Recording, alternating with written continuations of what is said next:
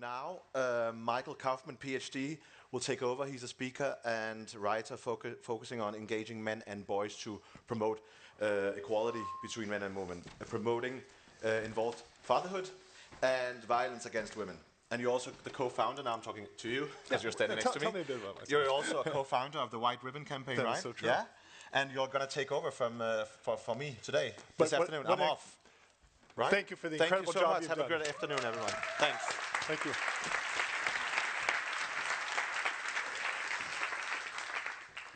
We've got about a half hour left. And what we want to do is to take a general discussion, an important discussion, and really take it one final step. And that is, how do we take these ideas, these ideals about the promotion of gender equality, the promotion of gender justice, the promotion of changes not only in the lives of women but men, and how do we make them part of our personal commitment? So I'm going to be doing several different things. I'm going to be talking for a bit in a minute. I'm going to be talking to a hip-hop artist in a minute. And we're also going to hear from 6 individuals, 3 from the public sector, from governments, 3 from the private sector, who are just going to talk about the commitments that they're going to make or their department are making. And so to start that off, we're going to sprinkle these a bit. I'll start with Ulrik Vestergaard Knudsen, who's the permanent secretary from the Foreign Ministry of Denmark, just to say a couple of words. Wait, you don't know what I'm going to say. It's a little bit too early. We were asked, the ones who are going to do commitments here today, to talk about the why and the how, and then also what is the actual commitment. For me, the why actually has to do what's in the subtitle of this conference, mobilizing men and boys, because for me actually it's a generational thing, because something happened from my boyhood to manhood regarding gender equality. When I was in primary school, I did not consider gender equality a problem, ever. The same in high school, again in university. I looked around, we were 50-50. I started in the Ministry of Foreign Affairs 23 years ago. It was 50-50. We were all equal competitors. I came back to the ministry after a few deviations 4 years ago, and I looked around and suddenly it was not 50-50. Where were all my old female friends from high school, from university, and from when we started in the MFA? So this actually started for me as a fairness thing. So what did we do? We tried to lift our level in terms of providing a food chain for female talents. We introduced personal profiles, we introduced interview panels. We tried to do gender bias stuff all around the organization. But as we sort of dived into this problem, the why had a different answer to me, because it turned out also from all the available evidence that it's actually not only about fairness, it's also about creating results, that gender diversity, as a lot of other diversities, by the way, do actually create better results. We've now reached 50-50 at deputy manager level, which is quite an achievement, but we're still struggling at the higher levels in the ministry. So that is the why, that is the how. The commitment, I thought the best commitment I could give myself and the surrounding world was actually to make it measurable, to be accountable to not only the men and women in the Ministry of Foreign Affairs, but also to the outside world. So we introduced a year ago or so, as the very first ministry in Denmark, a gender equality sheet. So we actually went public with both our feeding line, how many promotions are we doing, what is the status in different fields, how many female ambassadors. And luckily, so far, for the first couple of years, we have seen continuous improvement, but from low levels. So my commitment here today, and it's also what I would plead others to do, is make sure that you make yourself accountable and measurable, because otherwise it'll be difficult to transfer these drivers into real results. Thank you. Good, thank you. Now you might notice on your tables now there's a red postcard. I'd like to ask everyone to turn it over and address it to yourself. This is going to be mailed back to you later. So just wear that address side. Just take a second, address it to yourself as we're continuing. That shouldn't be too hard to do. Just put your own name and address on it. So while you're doing that, and I'm going to talk to you more about that in a minute, I'd like to bring up to the stage, although he's very shy being on a stage as a hip-hop performer. But I think he's going to be able to handle it for this group. But we're going to need a microphone too.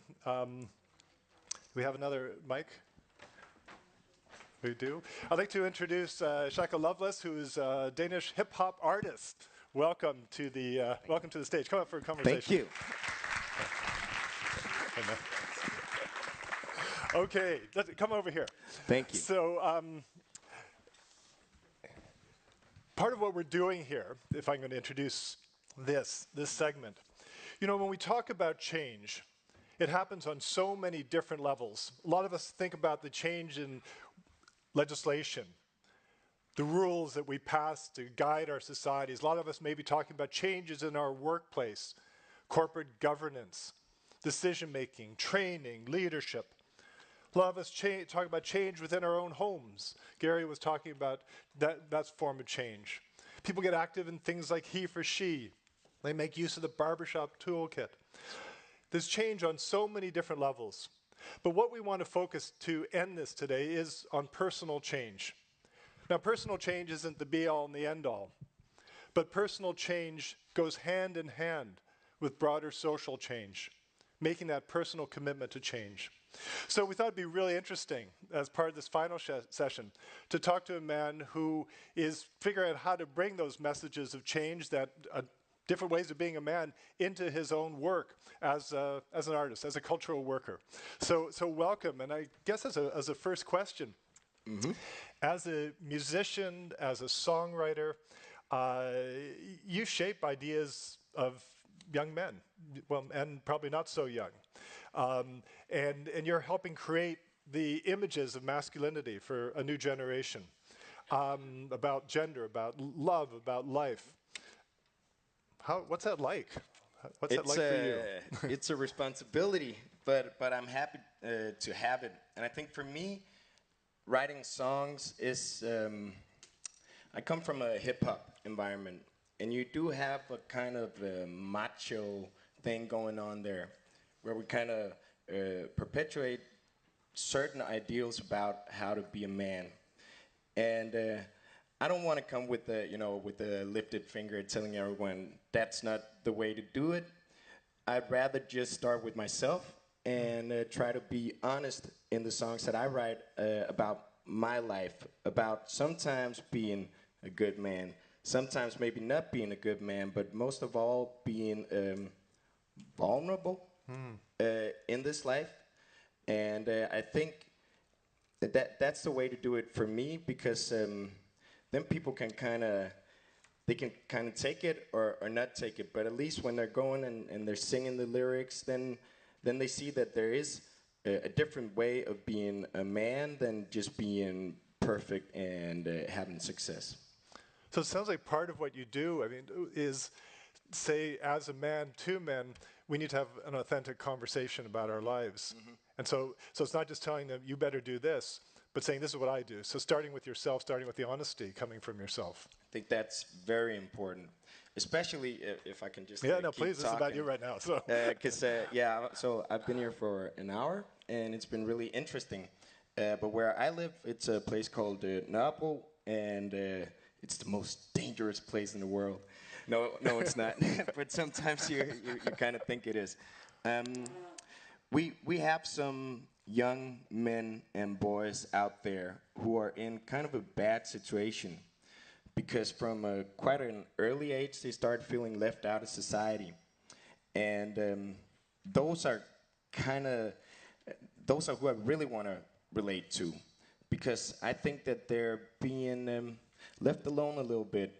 And when I look at those boys and young men, I just see an enormous potential. They have a lot of energy, and through positive means of motivation, I've seen it happen. So I know it's true.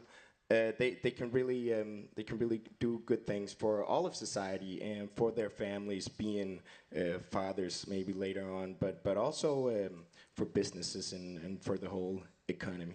Shaka, when you talk about young men who feel left out. And we get some of those because of racism, some of them because they're now being economically marginalized. How does that feed into misogyny? How does that at times feed into attitudes that are really putting down women? If you feel like you got nothing, then you'll kind of grab anything that comes near you. And in some of these areas, there is this macho masculinity. So if you feel like you're never gonna make money, you're never gonna get the education anyhow, then what to do to get status, to feel like you're worth loving, which I think is a big factor in all of this. You turn even more macho, and I think for some of these guys, they grow up in a country with maybe parents telling them that this is a bad society in some ways, and they're also feeling a bit left out. Then they start going to the clubs, which is something really important in Danish culture. And when they go to these clubs, they see young women acting in a way that they're not used to seeing. And at the same time, they're seeing that the ones who have success at the club, let me put it like that, are the ones who are either rich or famous, and they feel like it's not possible for them to reach those goals, so they try to reach some other goals, which is I'm the strongest, I'm the leader, and I really think a lot of those guys actually don't even want to be in that setting, but they don't know where else to go. So if there's a certain ideal of the man is on top, different people are going to have different tools to be on top. Yes. And some, it might be, the power of their wallet or their social position. Others, it's going to be the use of violence, perhaps. It could be, and I think that's when it turns really sad. Yeah. How has, since you started as an adult, going out of the childhood that in different ways we all share it as men, but as you became conscious of these issues as a man, as a performer, and started speaking out, singing out, being out there as a man who's presenting a different vision of masculinity implicitly, not, as you say, not lecturing, but just implicitly, how has that changed your view of yourself, or has it? So these are not, we talked about all sorts of other questions, and these are not the ones. But I like the question, because sometimes we live in a Instagram, Facebook time, which is good for some things, but this the hunt for likes, I think is a little dangerous. I have to say I don't consider myself being a front runner or and especially a perfect person. And I think that's actually what I get from my songs. I see all my own limitations, but I still try to better myself, and I think that's interesting. The journey towards learning about yourself, learning about family, and all these things. I think that's really interesting. And am I there yet? No, but hopefully I will. But as a man, all I can say is that is such an inspiration for me, because when I hear another man say that actually gives me permission not to have to sort of pose as a certain way, but just to say, here we are as human beings sort of struggling through our lives to redefine images, ideals, expectations that go back thousands of years. So thank you for being part of this. And I just have to say to anyone in Denmark, Shaka has a new record that's dropping in a month. In a month, yeah. Watch for it. Christmas gift and all that. It's going to be good. Anyway, Shaka, hopefully. Thank you so much, man. Thank you for having me. Yeah, we'll see you again. Thank you. Good. Thank you. On your postcards as we continue. He's not rapping for us? No, he's not. Sorry. I know. It would be much better than me talking, actually. But you're going to be doing shows here in Copenhagen, right? In Copenhagen in November. Yeah. Watch for it. On your postcard, by the way, what I'd like you to do sometime during this session. You have about almost 20, 25 minutes. But I'd like you to think of a commitment that you personally can make to yourself. This isn't to anyone else, just to yourself, about maybe one thing, maybe two things that you will do over the next few weeks, the next month, to promote gender equality, gender justice in your own life. It may be something in your home, it may be something at work, it may be something in the nation as a whole, whatever it might be. But what I'd like to ask you to do as you're thinking about that, just write that down. No one's going to look at this, but write it down. And our fine organizers are going to mail this to you in a month or two. And you're going to get this mysterious thing in the mail and you go, oh, did I do this? So just, in the background, be thinking about this and write that down. You just leave those on your table. Well, continuing with this theme of making commitment, I'd like to, I'm going to call on a few others. First, two more people with government responsibility, and people are just going to speak from where they are, and then three from the private sector. So next, I would like to ask Jan Olm, who's the Deputy Director General for the Ministry for Social Affairs of Estonia. Jana, where are, oh, Yeah. there, okay, great. Hi. Challenge and commitment. I'm responsible in Ministry for Labor and Employment Issues, so I have a lot of challenges. But in this context, for me, is the biggest challenge I could say, huge gender pay gap in Estonia. It is one of the highest in European Union. It is over 20%. This means that if I took 2 coins, €1 regular, you have everybody, this even more than 1 in your pocket. This is the men gets, and the second coin is a coin of a woman, Estonian woman. It is small. 1/5 is cut from this coin. These are who are on back seats. You don't see, like most of Estonians who don't see this difference. So, and if you show, they don't believe. They start to speak about methodology, about that exactly this company is justice itself, and it is not possible. So it's very important to make this information accessible to all who are connected with that. I think this is the biggest challenge. There are one more thing. We have 2 sectors, business sectors, there. Women get more than men, a little bit. One of them is ICT sector. And ICT sector is considered to be one of the most successful in Estonia. Maybe there is some connection why it is so successful. I hope so. But my commitment is to find and implement from the ministry the best policy is to make these coins the same size. I hope the bigger size, not the smaller size, both to men and women, through regulations, through providing information, creating incentives, and so on, so on. So this is my main challenge. Thank you very much.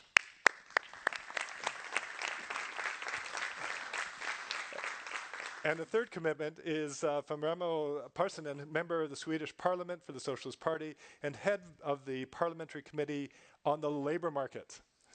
Thank you. My commitment is to boost the necessary of sharing parental leave in an equal way. And I think, as we have heard here before, it's time for action. I'm so convinced that this is the key issue if you want to have the same opportunities regardless of sex. You know, my former workplace was a steel mill before I was elected as an MP, and it was a really masculine environment. But I have made a huge variation drive. And now I commit myself to campaign and meet lots of especially industrial workers and others, trade unions, to have an ongoing dialogue about the reforming of our legislation on parental leave.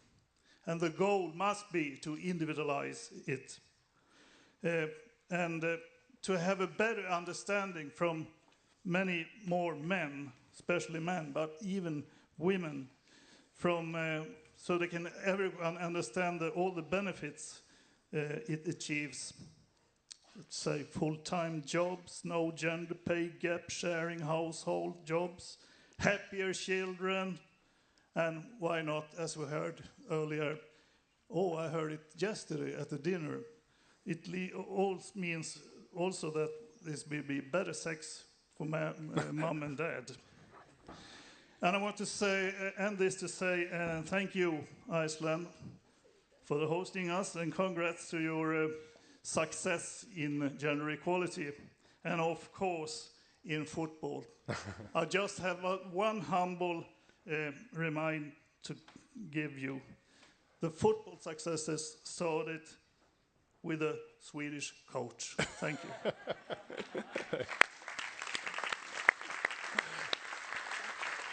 We're going to hear three from the private sector now. These are going to be shorter. These are going to be along the lines of the commitment that you're writing down. So for the next three, these will be even shorter than those, just the commitment that you are going to make. We're going to start with Hans-Erik Sjekrud from the Vice President of the Norwegian Union YS. Thank you. I commit to always challenge employers and young men to strengthen fatherhood through longer paternal leave and staying home with sick kids. Thank you. Great, thank you. Our next one is, that was a model, by the way, brevity. Thank you. The next is going from Signe Gro Jensen, Head of Organizational Development for Deloitte. Thank you so much. I came here very aware of the importance of bringing men along on this agenda. I leave here very inspired with how to do that. And my commitment today is bringing those hows back to Deloitte, integrating into the initiatives we're doing. Some of them are committing male champions of change, not only at executive level, but throughout the organization. It's about shedding light on how gender stereotypes disadvantage men just as well as women. That has been a big theme for me today. And also about new angles of how training can be executed to actually create this equal support around the agenda. Yeah. Great, thank you. And we have Tony Isaacson, the Secretary General of Norway Cup. Hello. I must show this ball. I'm representing the largest football tournament annually staged in Oslo, Norway, and we are very proud of being the ambassadors for UN and the SDG goals. And that's why I'm holding this football, being all over the world. And we have played all 6,000 games during Norway Cup this year with this ball. And why I mention this is that maybe the most important goal for me is partnership. And I think when you gather all the goals together, then you have influence on the gender equality as well. So my commitment is to work towards more gender equality in football through strategic partnership. We believe working with partners will strengthen our work for more equality in football. By working closely with both federation and grassroots level football, we wish to facilitate arenas for players and coaches to have their voices heard in how to best organize and structure sports to recruit more girls and to keep them playing longer. Through working with other events, sponsor and media partners, we will strive to make both the sport and the events more attractive and more visible. Last but not least, by giving young girls the opportunity to develop leadership skills and give them leadership roles in sport, they will see that sport can give them even more possibilities. Thank you. Thank you very much. We're ready to... Great. Can we get it on these? There we go. Good. Thank you very much. Well, thank you to those. Now, that last one is going to need a big postcard to fit on, but if you write small, it's going to make it all. So do add to that. Well, if we could bring the PowerPoint back onto those screens, please. Thank you very much. If we just leave it up there, please. Thank you. So what is this barbershop discussion? What is the discussion about engaging men? What's it all about? Where's it heading? Where does our commitment fit into all that? Well, let me first say what it is not. Because I think often when I'm speaking, when my colleagues are speaking to audiences, particularly of men, there's a lot of men who walk into the room and they're looking terrified because they're feeling, uh-oh, discussion of gender issues. I'm about to be crapped on for the next, hour or 20 minutes or whatever I happen to have. So let me be clear from the start. A discussion around engaging men is not a discussion around pointing fingers, as Shaka said, or collective blame. It is not saying that men are a bunch of monsters or anything like that. It is not saying that men are a bunch of dolts and idiots. But at the same time, what it is saying, as men talking about these issues, is that men should not be scared of powerful women, nor should we be scared of powerful girls. But what we need to do, which we haven't done, is we need to make men visible within a discussion of gender. That was one of Klaus's points. This is a bizarre thing. The half of humanity that for 8,000 years has controlled societies, controlled discourse, controlled religions, controlled economies, controlled governments, as gendered beings have been invisible. And so what we're saying is we need to open up a discussion of gender and saying this is not only a discussion about women, although that would be valuable enough as a discussion, but we have to understand the ways that gender is about the ways that we have all constructed our lives as women and men, or however we define ourselves. It's about the relations of power between women and men, but also the relations of power among women and among men. It's about how our lives have been constructed because of multiple identities. The parts of us that are defined by our skin color, by our religion, by our accent, by our social class. All of this becomes part of the picture that we need to make visible. Now, what does it mean? What does it mean to make men visible? Well, one of the first things that it means is that we have to start understanding as men, we in the room as men, have to start understanding better the realities of men's power. Too often I hear these days, we're in a post-feminist reality. Yes, it was a problem in the past, but that was only the past. Well, folks, yes, it was the past. And yes, things are getting better. They are getting better because of the strength, the power, the courage of women. But in spite of that, we still have a long ways to go. After all, we still live in countries where men are making, as we've just heard, depending on the country, 130%, 140%, 150% of what women are making. We're still living in a world where men control most levels of government. This is my favorite men controlling. This is the North Korean parliament. I don't know what they're called, but anyway, a lot of men up there controlling things. Most of our political leaders, most of our religious leaders are men. That's still the reality that we're dealing with. Men control the economies of the world, and let me just say what a great job my half of the species has done on the economic front over the past decade. We still live in a world in which we've sexualized men's power over women. These ideas of stereotypes don't exist in isolation. They're about relationships, and we've sexualized men's power over women.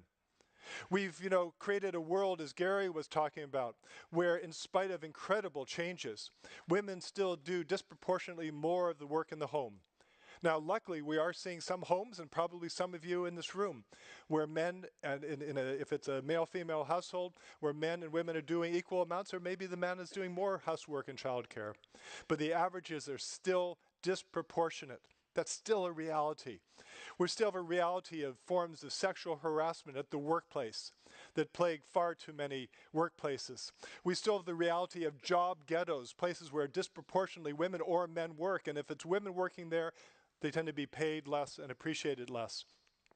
And as we go up the corporate ladder, we still see more men at the top. And these are the types of realities that making men visible as part of the discussion is about. Why? Because we have to acknowledge our place within that. And one way we do that is by listening. Listening with respect to the women in our lives, women in our workplaces, women in our homes. It doesn't mean listening and agreeing with everything we hear, but listening means listening. And so part of barbershop is about listening. It is about listening. Now, why should men support gender equality? Why should men support gender justice? You know, some people say, well, no, that, you know, there should be one argument. Well, there's actually many arguments. And we need to marshal, as thoughtful people, as leaders in society, let's marshal whatever evidence, whatever arguments we have. It is good for productivity. It will unleash incredible capacity in nations to produce, to move forward, to get ahead in the value of trillions of dollars. We know that now. It is good for productivity. It is good for companies' bottom line. But it's also good if we want to promote healthy workplaces, safer workplaces. It is also good if we want to reduce and end violence against women, and indeed all forms of violence. If we want to promote shared parenting, for many different reasons. But you know what? We seem to fixate, and even though there is a business case, I think sometimes we fixate on that a bit too far. And by doing so, I don't think we show respect to our business leaders. I remember a few years ago, I was giving a talk in Australia, and it was to members of the rugby union. These are rugby players, coaches, managers, and team owners. There we are in the Rugby Hall of Fame.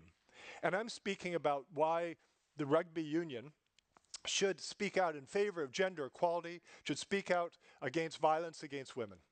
And I was speaking about the issues, and then I came to, you know, the real heart of it. I posed a question to the audience. I said, why should you be speaking out for gender equality? Why should you be speaking out to end violence against women? And I had in my notes that their answer, I had the answer, because, you know, just like you don't ask a question unless you know the answer. I had in my notes, they were going to say the business case. And of course, the business case for them is they want to attract more women fans and spectators. It causes real headaches for them, to say the least, when a star player is arrested for beating up his wife or girlfriend. It's bad for their image. It's bad. All this stuff. They were going to tell me the business case. Here's what happened. I posed the question, and why should you speak out to end violence against women and for gender equality? This one man stood up. It was clear he was not the owner. It was clear he was a player, because this man was big. He was no taller than me, but his neck was the size of my shoulders, basically. And as you can see, I've got absolutely massive swimmer's shoulders, anyway. But he was a big, big man. And he stood up, and I said to him, so why should you speak out? And he sort of looked at me like I was crazy. And he just said, well, because it's the right thing to do. And he sat down. Didn't need a business case. He didn't need anyone pushing him. And later I talked to him, and he talked about his love for his wife, for his daughter.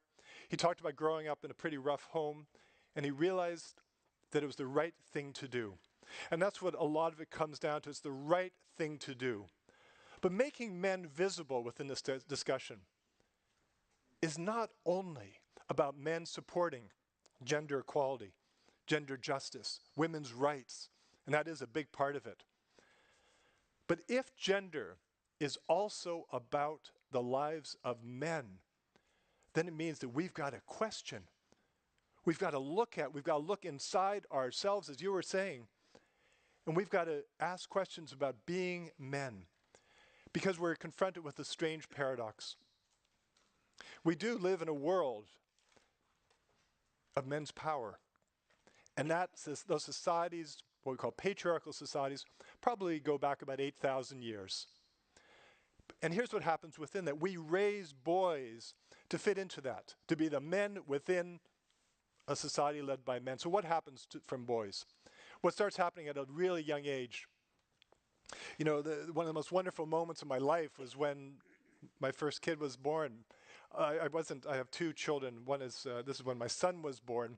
That really was the greatest moment of my life. And you're thinking, what a sexist pig. Why wasn't the birth of his daughter the big? My daughter is a stepdaughter.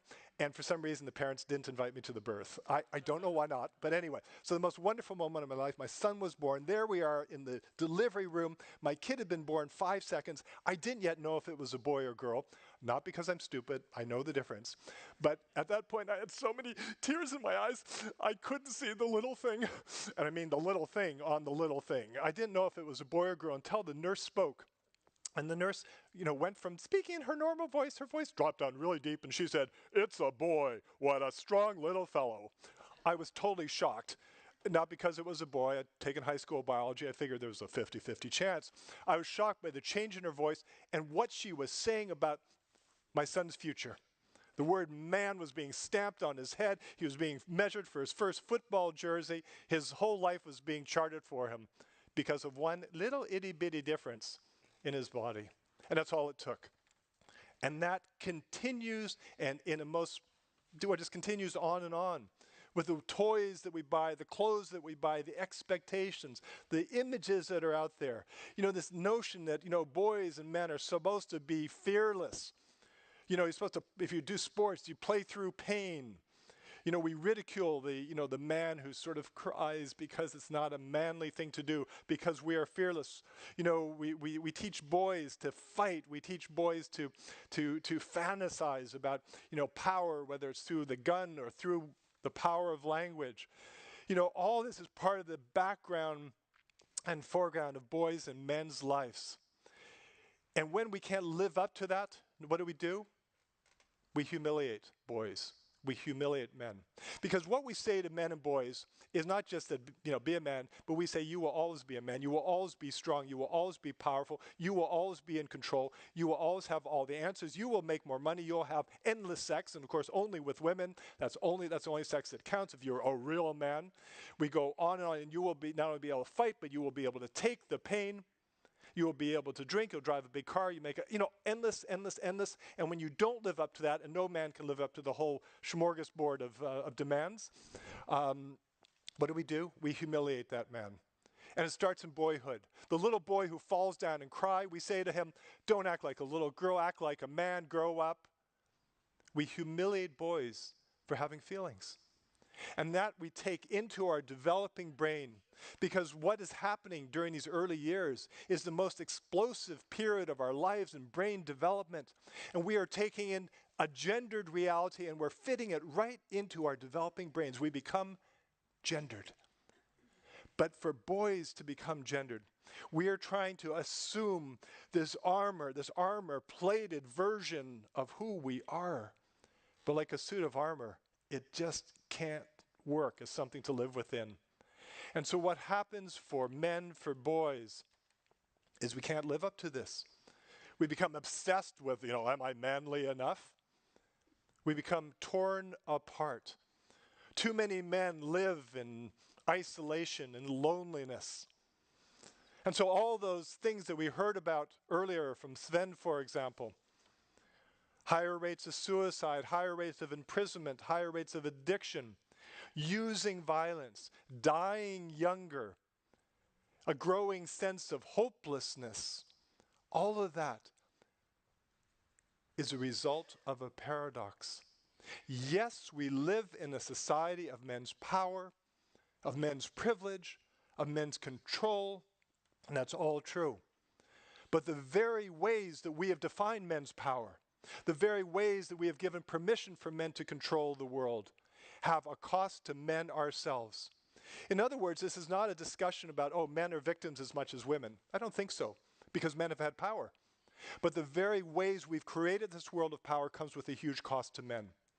And so the work that we need to be doing, and that some of my colleagues have been doing in brilliant ways around the world, incredible ways, incredible work, is to create a safe space. That's the idea of a barbershop. Creating a safe space for men and boys, whether it's in a concert hall, whether it's in a discussion group, whether it's in a workplace, whether it's in a manager's office, whether it's in a home, but creating a safe space for making a difference in their own lives and those around them.